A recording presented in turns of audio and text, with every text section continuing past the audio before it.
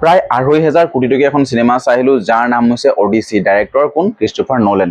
Christopher নলেনৰ last movie যিখন আছিলে open হেমাৰে Oscar award জিকিবলৈ সক্ষম হৈছিলে। তো ৰিচেণ্টলি আহি যোৱা অডিচি মুভিখন কেনেকুৱা?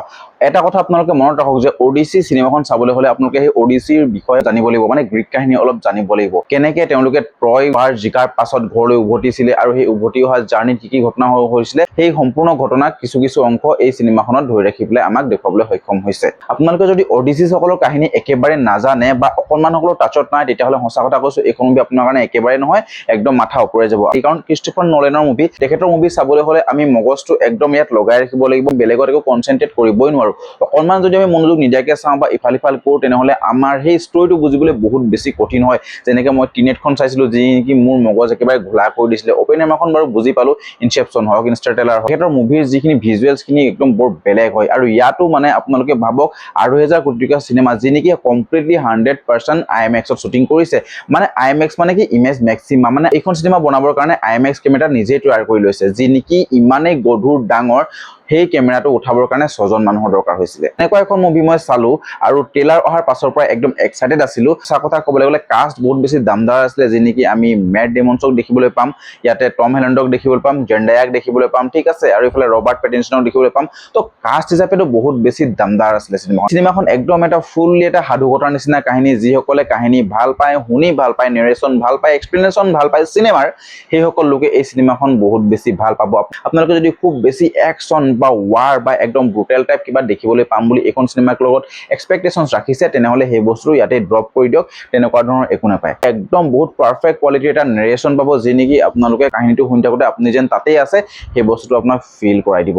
চিনেমাখনৰ চিনেমেটোগ্ৰাফী, ফিল্মোগ্ৰাফী, চাউণ্ডৰ কোৱালিটি এনেকুৱাই বঢ়িয়া হৈছে, যি নেকি কমপ্লিটলি সেই চিনেমাখনত একদম হুমুৱাই দিব। আপোনাৰ অন্তৰ আত্মা গোটেই মিলি যাব এই চিনেমাখনত সোমাই যাবলৈ হ'লে। আৰু সঁচা কথা কৈছো, সেইখিনি কথা আপোনালোকে, সেইখিনি বস্তু তেতিয়াহে আপোনালোকে ফিল কৰিব পাৰিব, যেতিয়া আপোনালোকে সেই অডিচিজ কাহিনীবোৰ গম পাব। অকণমানকে সাৰাংশটো কৈছো যে ৩০০০ বছৰ পুৰণি কাহিনী। এইটো হোমাৰ নামৰ এজন লিখক আছিলে গ্ৰীক চহৰত, য'ত নেকি ২খন কিতাপ লিখিছিলে।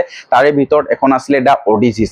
আৰু দ্য অডিচিজ সকলৰ কিতাপখনত লিখা আছে যে কেনেকে ট্ৰয় চহৰত ডাঙৰ ট্ৰজেন ৱাৰৰ পাছত এই অডিচি সকলে নিজৰ ঠাই, মানে নিজৰ ৰাজ্য এথিকালৈ পুনৰ ঘূৰি আহিছিলে। আৰু ঘূৰি আহোঁতে কেনেকুৱা ধৰণৰ সমস্যাৰ সন্মুখীন হৈছিলে বা ঘূৰি আহোঁতে ১০ বছৰ কেনেদৰে লাগিছিলে, সেই সম্পূৰ্ণ জাৰ্ণিটো আপোনালোকে এই অডিচি চিনেমাখনত দেখিবলৈ পাব। অডিচি হৈছিলে এথিকা ৰাজ্যৰ ৰজা। তাৰ ওপৰৰ যিজন ৰজা আছিলে, সেই ৰজাজনে তাক নিয়োগ কৰিছিলে যে ট্ৰয় চহৰত যুদ্ধ কৰিব লাগে। এটা ঘোঁৰাৰ যিটো মানে কৌশল অৱলম্বন কৰিছিলে, তাৰ ভিতৰত ৫০-৬০জন অডিচি সোমাই পেলাই যেনেকে ট্ৰয় চহৰখন গোটেই ধ্বংস কৰিছিলে ১০ বছৰ যুদ্ধ কৰি, আৰু যেতিয়া যুদ্ধত জিকিছিলে তাৰ পাছত সিহঁতি পুনৰ এথিকালৈ ঘূৰি আহিব লাগিছিলে, মানে পুনৰ নিজৰ ৰাজ্যলৈ ঘূৰি আহিব লগা হৈছিলে। আৰু এই ঘূৰি অহাৰ সময়ত কেনেকুৱা ধৰণৰ জাৰ্ণি হয়, দেৱতাৰ শ্ৰাপ লাগে, কেনেকুৱা ধৰণৰ সমস্যাৰ সন্মুখীন হ'ব লগা হয়, আৰু ঘূৰি আহোঁতে কিমান সময় লাগে বা সঁচাকৈ ঘূৰি আহিব পাৰে নোৱাৰে, গোটেই ষ্টৰিটো কমপ্লিটলি আপোনালোকে যদি জানিব লগা হয়, তেনেহ'লে আপোনালোকে অডিচি চিনেমাখন চাব লাগিব।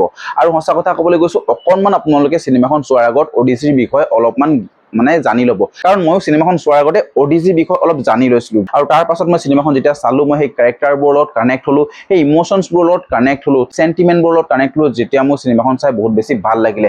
চিনেমাখনৰ ভিজুৱেলছ এনেকুৱাই মজা, যে নেকি আপোনালোকৰ আত্মা সেই চিনেমাখনৰ ভিতৰত সোমাই যাব। এই থিয়েটাৰ যিটো এক্সপিৰিয়েঞ্চ, এই থিয়েটাৰ এক্সপিৰিয়েঞ্চটো সঁচা কথা ক'বলৈ গ'লে এনেকুৱা ধৰণৰ চিনেমাৰ কাৰণে যেন বনাইছে। বলিউডে ইমান চিনেমা বনাইছে, কিন্তু মই পাৰ্চনেলি আজি ফিল কৰিলো যে এনেকুৱা ধৰণৰ স্কেল, এনেকুৱা ধৰণৰ ফিল্মোগ্ৰাফী, এনেকুৱা ধৰণৰ চিনেমেটোগ্ৰাফী বা এনেকুৱা ধৰণৰ পিকচাৰ কোৱালিটি মই দেখিবলৈ পোৱা নাছিলো, যি নেকি মই এই অডিচি চিনেমাখনত মই দেখিবলৈ পালো। মই একদম চিনেমাখনৰ বিষয়ে বহুত ভাল ৰিভিউ দি পেলাই মই নিজকে কুল বনিবলৈ চেষ্টা কৰা নাই। মই যদি এই অডিচিৰ বিষয়ে প্ৰথমে গম নাপালোহেঁতেন, তেতিয়াহ'লে এই চিনেমাখন মোৰ একদম মাথাৰ ওপৰে বাউন্স মাৰি গ'লহেঁতেন, মই একো বুজি নাপালোহেঁতেন। তো সৰুতেই যিহেতু তেখেতৰ ল'ৰা আৰু পত্নীক এৰি পেলাই সি একদম ট্ৰয় চহৰত যুদ্ধ কৰিবলৈ যায়, ২০ বছৰ পৰ্যন্ত যেতিয়া সেই এথিকা ৰাজ্যৰ ৰজাজন ঘূৰি নাহে, তেতিয়া তাৰ পত্নী আৰু ল'ৰাক ওচৰৰ পাজৰৰ যিখিনি ৰজা আছিলে, সিহঁতি আহি উৎপাত কৰে বা সমস্যাৰ সৃষ্টি কৰে। ৱাইফৰ ওপৰতো চকু ৰাখে যে এতিয়া যে অডিচি আৰু ঘূৰি কেতিয়াও নাহিব, সেই ৱাইফক তেওঁলোকে ল'ব বিচাৰে আৰু সেই ৰাজ্যৰ ৰজা হ'ব বিচাৰে। কিন্তু শেষত গৈ সেই অডিচি ঘূৰি আহিব পাৰে নে নোৱাৰে, তাৰ পাছত কেনেকুৱা হয় ক্লাইমেক্সত আপোনালোকে সেই ফাইট চিনটো দেখিবলৈ পাব, যি নেকি আপোনালোকক অকণমান হ'লেও ছেটিছফেকশ্যন লেভেলটো দিব।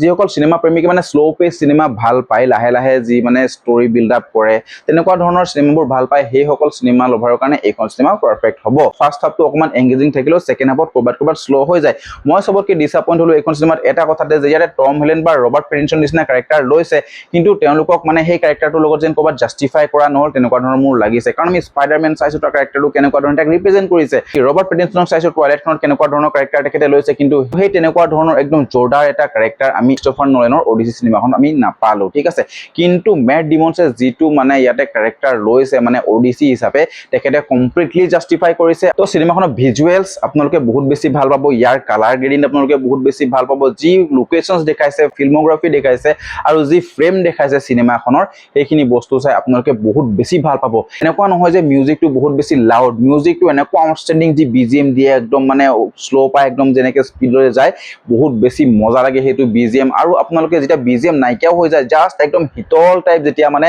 এই সাগৰৰ পানীখিনি বলি থাকে তেতিয়াও মানে এনেকুৱা মানে আমাক এই স্যাটিসফ্যাকশন লেভেলটো পিচ লেভেলটো আমাক ফিল কৰায় সিনেমাখনে যেন আমি ৰৈজ কবাৰ সিনেমাখন আমি তাতে যেন সোমাই আছো আমি এই সাগৰৰ পাৰতে যেন আছো তেনেকুৱা নিচিনা কিছুমান ফিল দিছে ক্ৰিষ্টফাৰ নোলেনৰ এইখন মুভি আপোনালোকে যদি চাবলৈ ইচ্ছুক হৈ আছে লাগি আছে এতিয়া ওচৰৰ সিনেমা গৃহত আপোনালোকে গৈ চাব পাৰে মই কৈছো নহয় আপোনালোকে ওডিসি কাহিনীটো এবাৰ চাই যাওক আৰু তাৰ পাছৰ পৰা এইখন সিনেমা চাওক আপোনালোকে একদম কমপ্লিটলি নিজৰ অন্তৰ আত্মা সেই সিনেমাখনৰ ভিতৰত এৰি থৈ আহিব সেইটো মই গ্যাৰান্টি দি কৈছো তো কেনেকুৱা লাগিলে মোৰ ৰিভিউটো আপোনালোকে জনাবলৈ একদম নাপাৰিব আৰু ভাই লওক আপোনালোকে প্লিজ সাবস্ক্ৰাইবটো কৰি দিয়ক না ইমান কষ্ট কৰি ভিডিঅ'বোৰ বনাও সাবস্ক্ৰাইব কৰি দিয়ক ফেচবুকৰ পৰা চাই আছে যদি ফলো কৰি দিয়ক তো লগ পাইছো নেক্সট ভিডিঅ'ত আজিলে বাই বাই